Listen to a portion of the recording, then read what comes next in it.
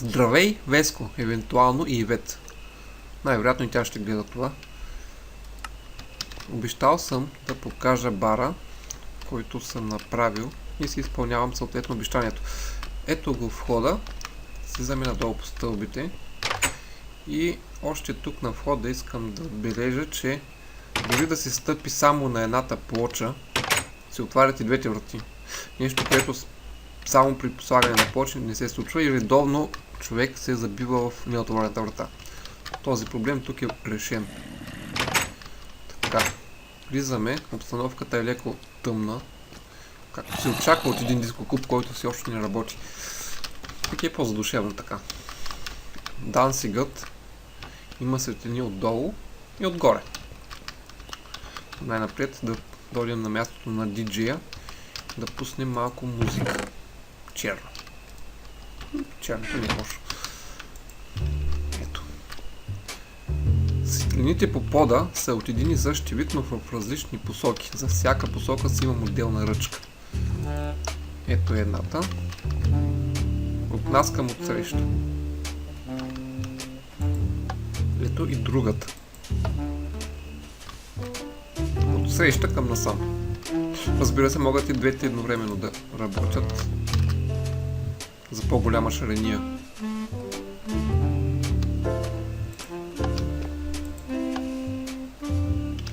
Така, да видим тавана. Тавана си е тъмен, докато не го осветна. Ето таван, включено и изключено. Хоп! Има разноцветни стъкла да стане по-интересен и шарен. Като и таванът може да се включи в мигащ режим. Ето. В комбинация с една от светлините става доста приятно за танцуване. Доколкото може да се танцува в Майнкрафт, разбира се. Изключвам. При по-стари компютри това светлинно шоу почва стабилно да лаги и прави играта неприятна. Да изключи другата светлина. Продължаваме нататък. Столовете на бара, между другото, съм ги видял като идея от Adva Time. Не знам тя откъде ги е видяла, но аз приписах от нея. Флипера въгъла.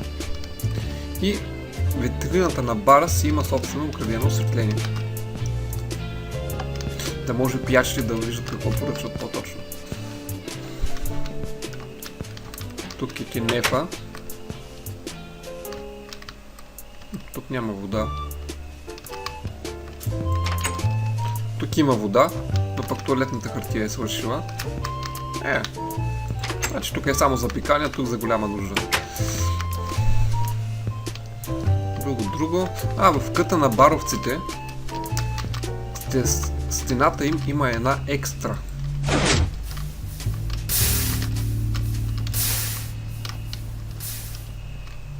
Тя докато тръгне, тя пък музиката взе, че свърши. Трябва да сменим. Кое? Черно-бяло. Малко светлинка.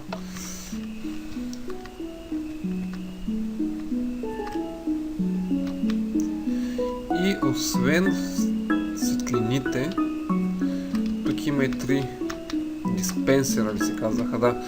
Диспенсера, в които за момента, примерно, съм сложил фойерверки.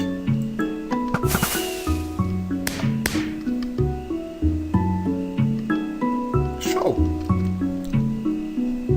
Мисля, че е време да изключваме и да си ходим. Бара затваря.